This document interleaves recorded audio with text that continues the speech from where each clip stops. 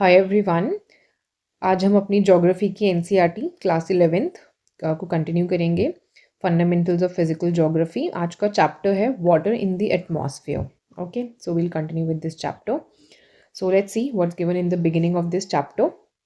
The first thing they are given you is you have already learned that the air contains water vapor. हमें पता है air में water vapour होता है। ये वेरी करता है from 0 to 4% by volume of the atmosphere. ठीक है, 0 से 4% ये वेरी करता है। इसका एक इम्पॉर्टेंट रोल है वेदर के फिनोमिना में। देन वाटर प्रेजेंट होता है एटमॉस्फेयर में 3 फॉर्म्स में, गैसियस, लिक्विड एंड सॉलिड। ठीक है, हमें पता है 3 तरीके के फेजेस हैं, gaseous, liquid and solid. Okay,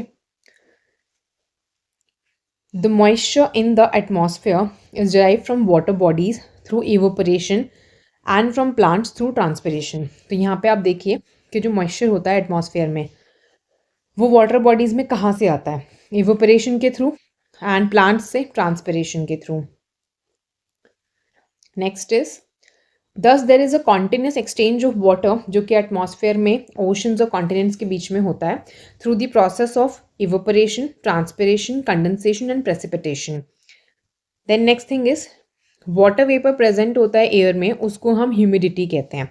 इसको आप एक्सप्रेस करते हैं क्वांटिटेटिवली डिफरेंट वेज में। जो एक्चुअल अमाउंट है वाटर वेपर का जो एटमॉस्फेयर में प्रेजेंट है उससे एब्सोल्यूट ह्यूमिडिटी कहा जाता है। ठीक है, अगर आपसे पूछा जाएगा एक्चुअल अमाउंट कितना है वाटर वेपर का तो आप उसे एब्सोल्यूट ह्यूमिडिटी बोलोगे। ठीक है, next is it is the weight of water vapour per unit volume of air, कि कितना वेट हमारे वाटर वेपर का per unit volume of air में मौजूद है।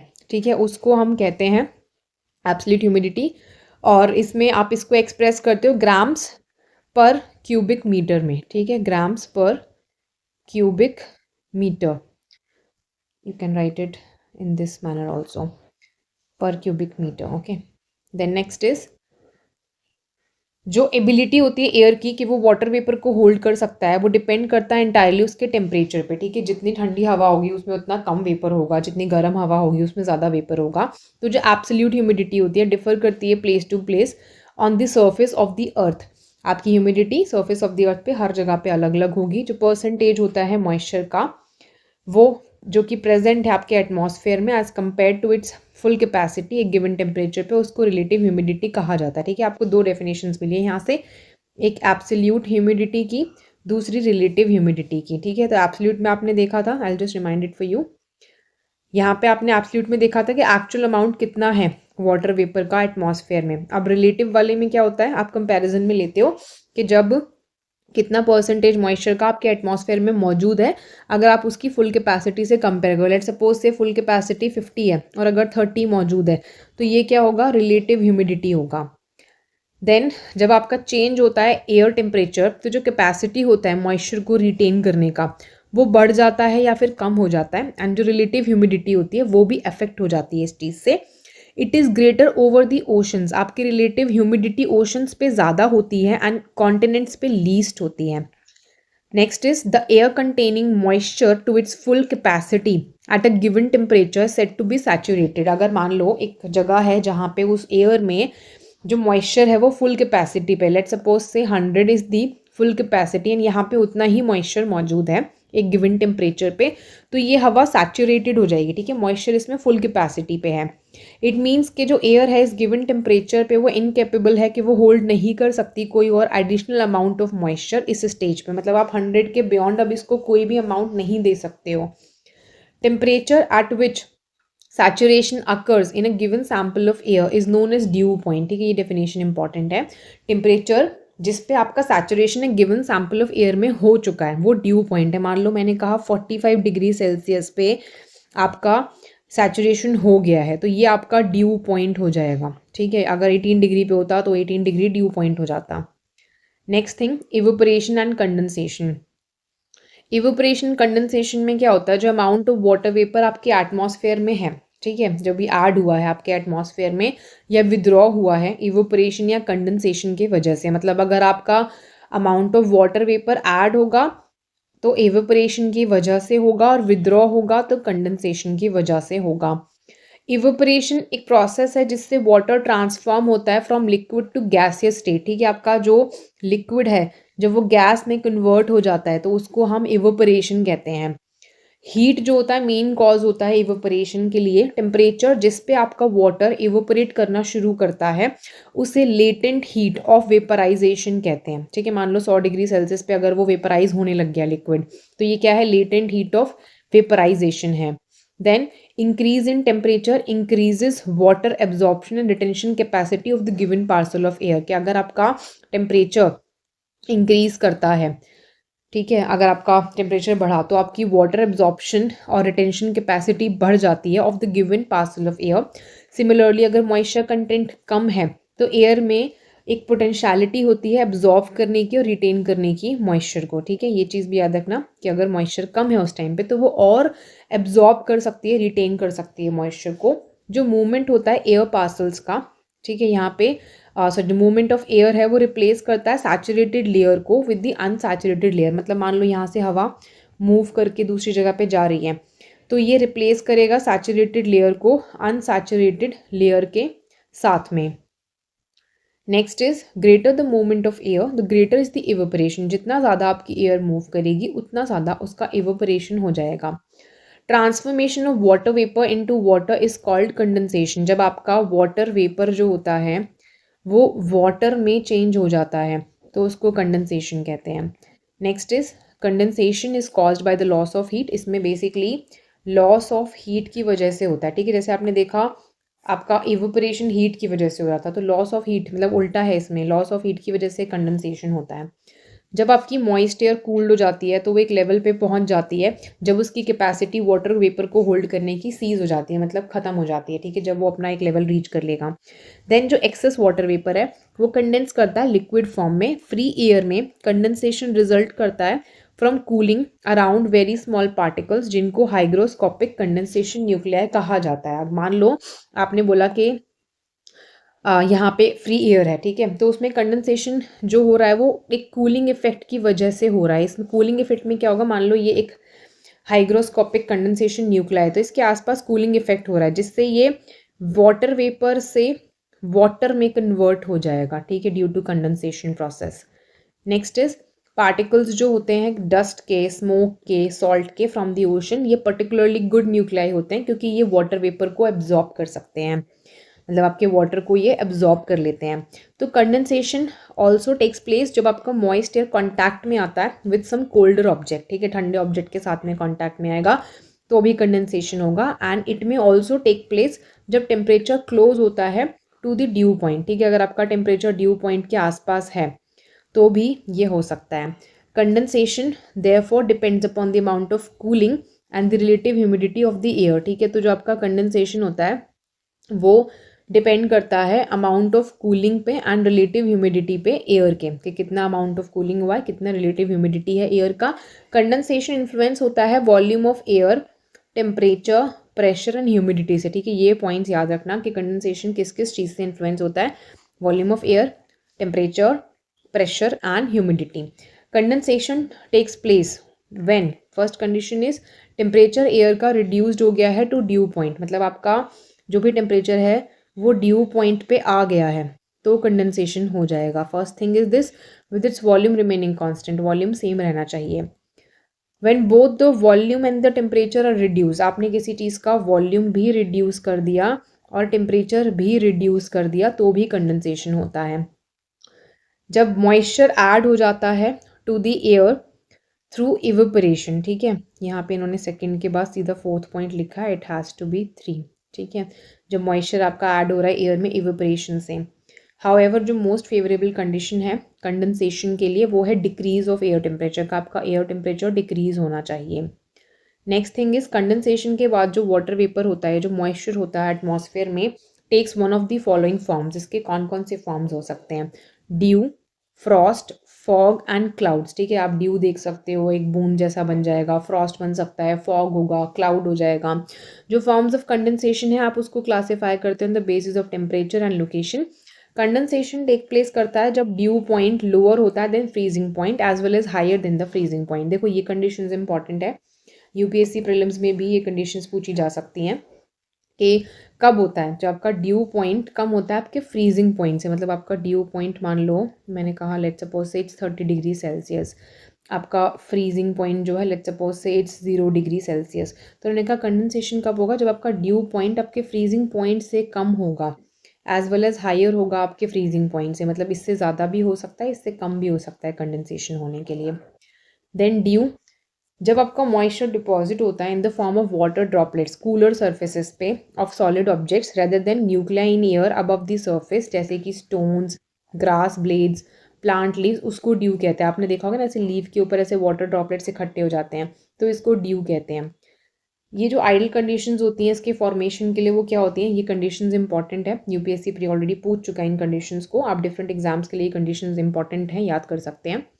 पहली चीज़, क्लियर स्काई होना चाहिए, काम एयर होनी चाहिए, हाई रिलेटिव ह्यूमिडिटी होनी चाहिए, कोल्ड एंड लॉन्ग नाइट्स होनी चाहिए। ठीक है, 4 कंडीशंस हैं। First is clear sky, second is calm air, third is high relative humidity, fourth is cold and long nights. ठीक है, ये चारों चीज़ें बहुत इंपॉर्टेंट है। नेक्स्ट है, for the formation of due it is necessary that due point is above the freezing point. ये भी इंपॉर्टेंट है, अगर ड्यू का फॉर्मेशन है तो ज़रूरी होता है कि ड्यू पॉइंट फ्रीजिंग पॉइंट से अबव होना चाहिए। लेट्स सपोज से फ्रीजिंग आपका 0 डिग्री सेल्सियस है, तो इसको इससे अबव होना चाहिए, 10, 20, 30 कुछ भी हो सकता है। अब आ जाइए फ्रॉस्ट पे। फ्रॉस्ट फॉर्म करता है ऑन कोल्ड सर्फेसिस जब कंडेंसेशन टेक प्लेस करता है बिलो फ्रीजिंग पॉइंट। जैसे आपने देखा ड्यू में इसने बोला कि आपका फ्रीजिंग पॉइंट से ज़्यादा होना चाहिए, ठीक है, अबव होना चाहिए टेम्परेचर, लेकिन फ्रॉस्ट में ये फ्रीजिंग पॉइंट से बिलो होना चाहिए। ठीक है, ये कंडीशंस याद रखना, बन दोनों में सकता है ड्यू में, लेकिन आपको नेसेसरीली उसने बताया कि ज़्यादा होना चाहिए, यहाँ पे कम होना चाहिए। Due point is eight or below the freezing point. ठीक है, 0 डिग्री सेल्सियस अगर फ्रीजिंग पॉइंट है तो इस पे भी हो सकता है ड्यू पॉइंट और इससे कम भी हो सकता है। जो एक्सेस मॉइस्चर है वो डिपॉजिटेड होता है in the form of minute ice crystals. ठीक है, छोटे छोटे क्रिस्टल्स की फॉर्म में वो इकट्ठा हो जाएगा इंस्टेड ऑफ वाटर ड्रॉपलेट्स। जो आइडल कंडीशंस होते हैं for the formation of white frost are the same as those for the formation of dew. ठीक है, जो वाइट फ्रॉस्ट के कंडीशंस होते हैं वो सेम होते हैं जैसे कि ड्यू के लिए होते हैं, except that air temperature must be at or below the freezing point. बस टेम्परेचर या तो फ्रीजिंग पॉइंट पे होना चाहिए या फ्रीजिंग पॉइंट से कम होना चाहिए। फिर आते हैं फॉग एंड मिस्ट पे। जब टेम्परेचर एक एयर मास का जिसमें large quantity of water vapour हुआ है वो फॉल करता है ऑल ऑफ अ सडन, ठीक है, सडनली टेम्परेचर कम हो गया, वाटर वेपर कंटेन कर रहा था वो, condensation takes place within itself on fine dust particles. ठीक है, कंडेंसेशन डस्ट पार्टिकल्स पे ही हो जाती है। तो जो फॉग है वो क्लाउड है with its base at or very near to the ground. ठीक है, इसका बेस या तो बहुत नियर होता है ग्राउंड पे या ग्राउंड पे ही होता है। Because of the fog and mist जो विजिबिलिटी हो जाती है वो पुअर से ज़ीरो हो जाती है। अर्बन और इंडस्ट्रियल सेंटर्स में स्मोक प्रोवाइड करता है plenty of nuclei which helps the formation of fog and mist. ठीक है, यहाँ पे अर्बन और इंडस्ट्रियल एरियाज में इतना सारा स्मोक है जिसकी वजह से बहुत सारा न्यूक्लियाई मिल जाता है जो फॉर्मेशन ऑफ फॉग और मिस्ट में हेल्प करता है। सच अ कंडीशन, जब आपका फॉग मिक्स होता है स्मोक के साथ में उसको स्मॉग कहते हैं। तो ओनली डिफरेंस जो कि मिस्ट और फॉग के बीच में है वो होता है कि मिस्ट कंटेन करता है more moisture than the fog. ठीक है, मिस्ट में ज़्यादा मॉइस्चर होता है as compare to the fog, ये ध्यान रखना। मिस्ट से एम याद कर लो, मॉइस्चर क्या है, ज़्यादा होगा यहाँ पे, फॉग में मॉइस्चर कम होगा। देन मिस्ट में each nuclei contains a thicker layer of moisture. इसमें हर न्यूक्लियाई में एक थिक लेयर होती है मॉइस्चर की। ठीक है, इस पे जो मॉइस्चर है उसकी लेयर काफ़ी थिक होती है। मिस्ट जो होते हैं फ्रीक्वेंट होते हैं माउंटेन्स पे as the rising warm air up the slopes meets cold surface. तो ये माउंटेन्स में ज़्यादा क्यों बनते हैं, क्योंकि जो वार्म एयर ऊपर राइज कर रही है, ठीक है, वो कोल्ड सरफेस को मीट करेगी तो ज़्यादा मिस्ट बनने का चांस वहाँ पे होता है। फॉग्स ड्रायर होते हैं देन मिस्ट एंड ये प्रेवलेंट होता है जहाँ पे वार्म करंट जो होता है एयर का वो कोल्ड करंट के कांटेक्ट में आ जाता है। फॉग्स मिनी क्लाउड्स होते हैं जिसमें कंडेंसेशन टेक प्लेस करता है अराउंड न्यूक्लियाई जो प्रोवाइडेड होता है by dust, smoke and the salt particles. ठीक है, इन न्यूक्लियाइस पे ये कंडक्ट हो जाता है। क्लाउड्स की बात करते हैं अब। देखिए, क्लाउड्स एक mass of minute water droplets होता है या टाइनी क्रिस्टल्स होते हैं आइस के जो फॉर्म होते हैं by the condensation of the water vapour. ठीक है, अगर आपका वाटर वेपर कंडेंस हुआ है तो ये माइन्यूट वाटर ड्रॉपलेट्स की फॉर्म में टाइनी क्रिस्टल्स के फॉर्म में बनता है। फ्री एयर में at considerable elevations as the clouds are formed at some height over the surface of the earth, क्योंकि हमारे क्लाउड्स कुछ हाइट पे बने होते हैं सर्फेस ऑफ द अर्थ पे, इनकी बहुत सारी शेप्स हो सकती हैं। According to their height, expanse, density and transparency or opaqueness, clouds grouped होते हैं अंडर 4 टाइप्स, ठीक है, कि इनकी क्या हाइट है, इनका क्या एक्सपेंस है, क्या डेंसिटी है, क्या ट्रांसपेरेंसी है या ओपेकनेस, ठीक है, एक्सपेंस, डेंसिटी, ट्रांसपेरेंसी प्लस ओपेकनेस, इसके हिसाब से इनको हमने ग्रुप किया है। अब इनको जो ग्रुप किया है उसमें क्या होता है, साइरस, क्यूमुलस, स्ट्रैटस और निम्बस, ठीक है, 4 कैटेगरी है, cirrus, cumulus, stratus, nimbus. Then पहले साइरस के बारे में पढ़ते हैं। साइरस में क्या होता है, साइरस क्लाउड्स फॉर्म होते हैं हाई एल्टीट्यूड्स पे, ठीक है, याद रखना, इसको सर से याद कर लो, सर पे बना है, हाई एल्टीट्यूड पे बना है, ठीक है, ये हाई एल्टीट्यूड पे बनते हैं, करीब 8000 से 12,000 मीटर हाइट पे ये फॉर्म होते हैं। ये थिन होते हैं, डिटैच्ड होते हैं क्लाउड्स, इसमें फेदरी अपीयरेंस होती है, जो क्लाउड्स आपको थोड़े ऐसे फेदर फेदर जैसे लगते हैं ना दूर दूर देखने में, ये वो वाले क्लाउड्स हैं। ये वाइट इन कलर होते हैं हमेशा। देन क्यूमुलस में देखिए, क्यूमुलस क्लाउड्स जो होते हैं कॉटन वूल जैसे होते हैं, मतलब इस तरीके से देखने में होंगे। ये जनरली 4000 से 7000 मीटर की हाइट पे बनते हैं। ये पैचेस में एग्जिस्ट करते हैं, आप उनको स्कैटर्ड देख सकते हो हेयर एंड देयर, और इनका बेस फ्लैट होता है, means it would be like this, ऐसे होगा, ठीक है। आप इन सब की इमेजेस देखना गूगल पे, आपको बेटर तरीके से समझ में आएगा। Then stratus, as their name implies, ये लेयर्ड क्लाउड्स होते हैं जो लार्ज पोर्शन ऑफ स्काई को कवर करते हैं, ठीक है, स्ट्रैटस में लेयर होती है, बेसिकली स्ट्राटा बनता है एक तरीके का। ये क्लाउड जनरली फॉर्म होते हैं either due to loss of heat या फिर mixing of air masses with different temperatures, ठीक है, या तो आपके एयर मासेस में मिक्सिंग हो गई है इसीलिए बनते हैं ये, या फिर लॉस ऑफ हीट हो गया है इसलिए बनते हैं। फिर निम्बस पे आ जाइए। निम्बस क्लाउड्स ब्लैक या डार्क ग्रे होते हैं। They form at middle levels और very near to the surface, ठीक है, ब्लैक हो सकते हैं, डार्क ग्रे हो सकते हैं, मिडिल लेवल्स में बनते हैं या वेरी नियर बनते हैं to the surface of the earth. फिर ये एक्सट्रीमली डेंस होते हैं, ओपेक होते हैं रेज ऑफ सन के लिए। समटाइम्स क्लाउड्स इतने लो होते हैं कि आप देखते हो कि ग्राउंड को टच कर रहे हैं, मतलब आप हाई एल्टीट्यूड वाली जगह पे ये चीज़ होते हुए देख सकते हो। निम्बस क्लाउड शेपलेस होते हैं, shapeless masses of thick vapour होते हैं, ठीक है, इनका कोई पर्टिकुलर शेप नहीं होता। Then these are different figures जो आपको दी हुई हैं यहाँ पे। इसमें बोल रहा है आप 10.1 और 10.2 में आइडेंटिफाई करो और बताओ, ठीक है, put it in the comment section. अब यहाँ पे कुछ कॉम्बिनेशंस भी होते हैं इसमें। A combination of this 4 basic types can give rise to following type of cloud, तो अगर इनके कॉम्बिनेशंस बनेंगे तो कुछ और बेसिक टाइप के क्लाउड बन सकते हैं। हाई क्लाउड्स जो होते हैं जैसे कि साइरस, साइरोस्ट्रैटस, क्योंकि आपने पढ़ा कि साइरस जो होता है बेसिकली क्या होता है, ज़्यादा हाइट पे बनता है, तो इसमें साइरोस्ट्रैटस बन सकता है अगर लेयर में ज़्यादा हाइट पे बनेगा। साइरोक्यूमुलस बन सकता है अगर बॉल जैसा बनेगा और हाइट पे बनेगा, मतलब कॉटन बॉल जैसा। मिडिल क्लाउड्स में क्या होगा, एल्टो स्ट्रैटस या एल्टो क्यूमुलस, आप मिडिल के लिए एल्टो वर्ड लगाते हो आगे, तो it can be alto stratus, alto cumulus. Low clouds strato cumulus and nimbo stratus हो सकते हैं। And clouds with extensive vertical development, इनमें वर्टिकली डेवलपमेंट होती है जैसे कि क्यूमुलस एंड क्यूमुलो निम्बस, ठीक है। इनकी इमेजेस आप देखना एक बार, you will be better having understanding कि हाँ इसमें कैसे कौन सा क्लाउड फॉर्म होता है।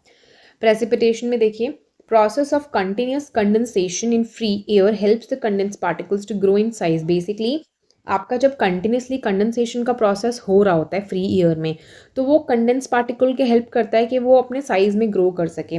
जब रेजिस्टेंस जो होती है एयर की वो फेल हो जाती है to hold them against the force of gravity, they fall on to the earth surface. Basically इनका रेजिस्टेंस जो है वो फेल हो गया कि वो होल्ड नहीं कर पा रहा, ठीक है, resistance of the air fails, कि वो और अगेंस्ट में ग्रेविटी के उनको होल्ड नहीं कर सकता, तो वो अर्थ के सरफेस पे फॉल करते हैं। So after the condensation of water vapour, जो मॉइस्चर रिलीज होता है उसको प्रेसिपिटेशन कहते हैं। मतलब क्लाउड ने इतना पानी होल्ड कर लिया, इतना मॉइस्चर होल्ड कर लिया कि अब वो होल्ड नहीं कर पा रहा, तो वो ग्राउंड पे फॉल करेगा इन the form of precipitation. This में टेक प्लेस इन लिक्विड और सॉलिड फॉर्म, तो ये लिक्विड फॉर्म में हो सकता है, सॉलिड फॉर्म में हो सकता है। The precipitation in the form of water, उसको हम रेनफॉल कहते हैं। जब टेम्परेचर 0 डिग्री से लो होता है, precipitation fine flakes of snow की फॉर्म में होता है जिसे स्नोफॉल कहा जाता है। मॉइस्चर रिलीज होता है in the form of hexagonal crystals. Then ये जो क्रिस्टल्स होते हैं ये फ्लेक्स बनाते हैं स्नो के, then afterwards besides rain and snow आपने देखा अदर फॉर्म ऑफ प्रेसिपिटेशन होते हैं स्लीट एंड हेल। दो जो लेटर होते हैं वो लिमिटेड होते हैं in occurrence and are sporadic in both time and space. अब देखो यहाँ पे इन्होंने एक जो चीज़ दी है, क्या यहाँ पे बोला है कि स्लीट और हेल जो होते हैं ना ये लिमिटेड होते हैं अकरेंस में, बहुत ज़्यादा नहीं होते एंड काफ़ी स्पोरेडिक होते हैं टाइम और स्पेस में, मतलब किस टाइम होंगे कहाँ पे होंगे, ये अकरेंस काफ़ी लिमिटेड होती है, स्पोरेडिक भी होती है। स्लीट क्या होता है, फ्रोजन रेन ड्रॉप्स होते हैं, इस तरीके से होगा, ठीक है, फ्रोजन रेन ड्रॉप्स होंगे एंड रीफ्रोजन मेल्टेड स्नो वाटर होता है बेसिकली। जब layer of air with temperature जो अबव फ्रीजिंग पॉइंट होता है वो ओवरलाई करता है एक सब फ्रीजिंग लेयर को, मतलब एक सब फ्रीजिंग लेयर है उसके ऊपर एक लेयर है एयर की जिसका फ्रीजिंग पॉइंट से ज़्यादा है टेम्परेचर, तो यहाँ पे ग्राउंड के पास होता है ये, तब प्रेसिपिटेशन टेक प्लेस करता है in the form of slit. ठीक है, ये कंडीशन ध्यान रखना कि फ्रीजिंग पॉइंट से अबव होगा टेम्परेचर और ये सब फ्रीजिंग लेयर के ऊपर होता है उस टाइम, तब जो प्रेसिपिटेशन होगा स्लीट के फॉर्म में होगा। रेन ड्रॉप्स जो लीव करती है वार्मर एयर को एनकाउंटर करती है कोल्डर एयर बिलो, ठीक है, जो रेन ड्रॉप वहाँ से वार्म एयर को छोड़ करके आई है वो जब नीचे आएगी तो उसको कोल्डर एयर मिलेगी। एज अ रिजल्ट ये सॉलिडिफाई करती है, यानी ग्राउंड पे जब पहुँचती है स्मॉल पैलेट्स ऑफ आइस के फॉर्म में पहुँचती है, not bigger than the rain drops from which they are form, ठीक है, रेन ड्रॉप से बड़ी नहीं होती जिससे ये बनती है। Sometimes drops of rain after being released by the clouds become solidified, कभी कभी होता है रेन ड्रॉप्स जब रिलीज हुए हैं क्लाउड से तो वो सॉलिडिफाइड हो जाते हैं स्मॉल राउंडेड सॉलिड पीसेज में आइस के, एंड जब वो सर्फेस ऑफ अर्थ पे पहुंचते हैं तो उसे हेलस्टॉर्म कहा जाता है। ये फॉर्म होते हैं रेन वाटर के थ्रू जब वो पास करता है कोल्डर लेयर से, बेसिकली वही ना कि अगर आपका क्लाउड यहाँ है, यहाँ से ये निकला है और काफ़ी कोल्डर एयर से होते हुए आ रहा है तो ये हेलस्टॉर्म्स के फॉर्म में नीचे पहुंचेगा। हेलस्टोन्स जो होते हैं इसमें सेवरल कोसेंट्रिक लेयर्स होते हैं आइस के वन ओवर दी अदर, क्योंकि ये सारा कोल्ड लेयर को पास करते हुए आया है। फिर टाइप्स ऑफ रेनफॉल की बात करते हैं। On the basis of origin rainfall को आप क्लासिफाई कर सकते हो इनटू 3 मेन टाइप्स, ठीक है, इसके 3 मेन टाइप्स होते हैं रेनफॉल के आपके ओरिजिन के हिसाब से, कन्वेक्शनल, ओरोग्राफिक और रिलीफ एंड द साइक्लोनिक और फ्रंटल। कौन कौन सी चीज़ें हैं, कन्वेक्शनल, ओरोग्राफिक या रिलीफ भी बोलते हैं और साइक्लोनिक या फ्रंटल। पहले कन्वेक्शनल की बात करते हैं। The air on being heated, जब एयर हीट होती है तो वो लाइट हो जाती है एंड वो राइज अप करती है कन्वेक्शन करेंट्स में, ठीक है, एयर हीट हो गई, लाइट हो गई, कन्वेक्शन करेंट्स के फॉर्म में ऊपर जाएगी। एज इट राइजेस ये एक्सपैंड करेगी और लूज करेगी हीट को and consequently condensation take place करेगा एंड क्यूमुलस क्लाउड्स फॉर्म होते हैं, ठीक है, कन्वेक्शन में ध्यान रखना क्यूमुलस क्लाउड्स बनते हैं। थंडर एंड लाइटनिंग जब होती है तो हैवी रेनफॉल टेक प्लेस करता है but this does not last long, ठीक है, बहुत लंबे समय ये नहीं चलता। ऐसी रेन कॉमन होती है समर या hotter part of the day में, इट्स वेरी कॉमन। तो ये ध्यान रखने, तो रेन आपके हॉटर पार्ट में होती है, समर में होती है, बहुत ही कॉमन है इक्वेटोरियल रीजन्स में and interior part of the continent, तो इक्वेटोरियल रीजन्स में होगी, कॉन्टिनेंट के इंटीरियर पार्ट में होगी, पर्टिकुलरली नॉर्दर्न हेमिस्फेयर में। देन ओरोग्राफिक की बात करते हैं। ओरोग्राफिक रेन में क्या होता है, when the saturated air mass comes across a mountain, मतलब इस तरीके से माउंटेन है, यहाँ पे एक सैचुरेटेड एयर मास अगर आया क्लाउड के साथ में, ये फोर्स्ड होगा असेंड करने के लिए ऊपर एंड जब वो राइज करेगा तो वो एक्सपैंड करेगा, ठीक है, force to ascend as it rises ये एक्सपैंड करता है, टेम्परेचर फॉल कर जाएगा जब ये राइज करेगा ऊपर एक्सपैंड करेगा तो मॉइस्चर कंडेंस्ड हो जाएगा। तो जो चीफ कैरेक्टरिस्टिक होता है इस सॉर्ट ऑफ रेन का वो होता है कि जो विंडवर्ड स्लोप होगा उसको ज़्यादा रेनफॉल मिलेगा, मतलब अब देखो इस तरीके से है यहाँ पे, तब ये इस तरीके से असेंड कर रहा है तो सारी बारिश यहीं हो जाएगी, ठीक है, तो ये विंडवर्ड वाला साइड को मिल जाएगा रेनफॉल। यहाँ पे जब ये जाएगा लीवर्ड साइड, यहाँ पे रेनफॉल इसको बहुत कम मिलेगा या मिलेगा ही नहीं। तो जो चीफ कैरेक्टरिस्टिक है इसका याद रखना कि विंडवर्ड स्लोप जो होता है उसको ज़्यादा रेनफॉल मिलता है। After giving rain on the windward side, जब ये विंड अदर स्लोप पे पहुंचेगी, अब जब वो ऐसे नीचे डिसेंड करेगी और उसका टेम्परेचर राइज हो जाएगा, देन इसकी जो कैपेसिटी है मॉइस्चर को रिटेन करने की वो बढ़ जाएगी और ये जो लीवर्ड साइड का स्लोप है वो रेनलेस रहेगा और वो ड्राई रहेगा। देन जो एरिया होता है जो लीवर्ड साइड पे सिचुएटेड होता है उसको लेस रेनफॉल मिलता है, इसलिए उसको रेन शेडो का एरिया कहते हैं। मतलब अब इस तरीके से था ना, तो ये आपका साइड था जहाँ पे ज़्यादा बारिश हो गई, ये आपका विंडवर्ड का साइड था। अब यहाँ पे बारिश या तो बिल्कुल ही नहीं होगी या कम होगी, लीवर्ड साइड है, इसको आप कहते हो रेन शैडो एरिया, क्योंकि यहाँ पे क्या होगा, मॉइस्चर रिटेन कैपेसिटी बढ़ चुका होगा, इसको रिलीफ रेन भी कहा जाता है। देन साइक्लोनिक रेन पे आते हैं। You have already read about extra tropical cyclones and cyclonic range chapter 9 में, तो यहाँ पे रेफरेंस नहीं दिया दोबारा से, तो इन्होंने बोला चैप्टर 9 में आप देख लीजिएगा। अब वर्ल्ड डिस्ट्रीब्यूशन ऑफ रेनफॉल की बात करते हैं। Different places on the earth surface receive करते हैं different amounts of rainfall in a year and that too in different seasons. ठीक है, तो हमारे डिफरेंट जो प्लेसेस हैं अर्थ के सरफेस पे, उनको डिफरेंट अमाउंट ऑफ रेनफॉल मिलता है एक साल में एंड डिफरेंट सीजन्स में मिलता है। इन जनरल जब हम प्रोसीड करते हैं from the equator toward the pole, rainfall जो होता है वो डिक्रीज करता है स्टेडली। ठीक है, आपका जब हम इक्वेटर से पोल पे जा रहे हैं, ठीक है, ये रहा इक्वेटर, आप इक्वेटर से यहाँ पे पोल पे जा रहे हो, आपका रेनफॉल डिक्रीज कर रहा है। जो कोस्टल एरियाज है वर्ल्ड के, वो रिसीव करते हैं greater amount of rainfall than the interior, तो कोस्टल में ज़्यादा रेनफॉल मिलता है than the interior of the continent, interior में नहीं मिलता इतना। रेनफॉल ज़्यादा होता है ओशंस के ऊपर than on the land masses of the world, क्योंकि ग्रेट सोर्सेज होते हैं ओशन वाटर के, तो मॉइस्चर ज़्यादा होगा, बारिश भी यहाँ पे ज़्यादा होगी। Between the latitude 35 degree and 40 degree north, ठीक है, अगर आप ऐसे अर्थ की बात करते हैं, ये इक्वेटर आपका, तो करीब 35 से 40 के बीच में आपको नॉर्थ एंड साउथ दोनों में ही बोल रहा है ये। तो यहाँ पे अगर इस तरीके से देखें हम, यहाँ पे अगर इतने पोर्शन में 35 से 40 मान लें नॉर्थ में, यहाँ पे 35 से 40 मान लें साउथ में, तो इन्होंने बताया है यहाँ पे कि जो रेन होती है हेवियर होती है ईस्टर्न कोस्ट पे। ठीक है, मतलब इस तरीके से यहाँ का जो ईस्टर्न कोस्ट होगा इधर और इधर, उस पर रेन हैवी होगी और ये डिक्रीज़ करती है वेस्ट के टुवर्ड्स, मतलब आप इस तरीके से ईस्ट से इसके वेस्ट कोस्ट पे जाओगे तो रेन कम हो जाती है। But between 45 degree and 65 degree north and south equator, ठीक है, अगर आप देखो इस तरीके से कि यहाँ 45-65 में नॉर्थ एंड साउथ में, क्योंकि यहाँ पे वेस्टर्लीज चल रही होती हैं, तो वेस्टर्लीज की वजह से जो रेनफॉल होती है पहले वो वेस्टर्न मार्जिन पे आता है, क्योंकि इस तरीके से वेस्टर्लीज आएंगे यहाँ पे, तो पहले वेस्टर्न मार्जिन को रेनफॉल मिलेगा ऑफ द कॉन्टिनेंट एंड फिर वो डिक्रीज होगा टुवर्ड्स ईस्ट। ठीक है, तो ये आप जो आपका लैटिट्यूड के हिसाब से दिया, ये याद रखना कि 45 to 65 में क्योंकि वेस्टर्लीज आ रही हैं तो वेस्टर्न मार्जिन को पहले मिलता है रेनफॉल, लेकिन 35 से 40 में क्या होता है, इक्वेटर के पास में बताया है कि यहाँ पे रेनफॉल ईस्टर्न साइड में ज़्यादा होती है और वेस्ट में जाते हुए कम हो जाती है। ठीक है, दिस इज इम्पॉर्टेंट। नेक्स्ट देखिए, then you have western margin of the continent and it goes on decreasing towards east wherever mountains run parallel to the coast। मान लो यहाँ पे कोई कोस्ट है और इसके पैरेलल में माउंटेन रन कर रहा है, तो जो रेन है वो कोस्टल प्लेन के साइड पे ज़्यादा होगी ऑन द विंडवर्ड साइड और वो डिक्रीज होगी टुवर्ड द लीवर्ड साइड। ठीक है, मतलब आपका माउंटेन कोस्ट के पैरेलल है, यहाँ पे माउंटेन है, फिर यहाँ पे कोस्ट है, तो आपके रेन ग्रेटर कहाँ पे मिलेगी, आपको कोस्टल प्लेन वाले एरिया में मिलेगी विंडवर्ड साइड पे, एंड वो डिक्रीज हो जाएगी टुवर्ड्स दी, अब ये इस तरीके से जाना ना, क्योंकि इसको तो आपके विंडवर्ड साइड पे ज़्यादा, लीवर्ड वाले पे कम हो जाएगी क्योंकि कोस्टल एरिया से आ रही है। फिर on the basis of the total amount of annual precipitation, major precipitation regimes जो होते हैं वर्ल्ड के वो आइडेंटिफाई करेंगे एज फॉलोज। पहला होता है इक्वेटोरियल बेल्ट, यहाँ पे विंडवर्ड स्लोप जो होता है माउंटेन का along the western coast in the cool temperate zone and the coastal areas of the monsoon land receive heavy rainfall over 200 centimetre per annum. ठीक है, अब देखो इसने बताया कि कहाँ पे 200 सेंटीमीटर पर एनम से ज़्यादा रेनफॉल होती है इक्वेटोरियल बेल्ट पे, मतलब ये आपका इक्वेटर है यहाँ पे, तो इसमें जो विंडवर्ड स्लोप होगा, ठीक है, माउंटेन का, जो कि वेस्टर्न कोस्ट पे आता होगा कूल टेम्परेट जोन में, और जो कोस्टल एरिया होगा मॉनसून लैंड का, वहाँ पे हैवी रेनफॉल होती है।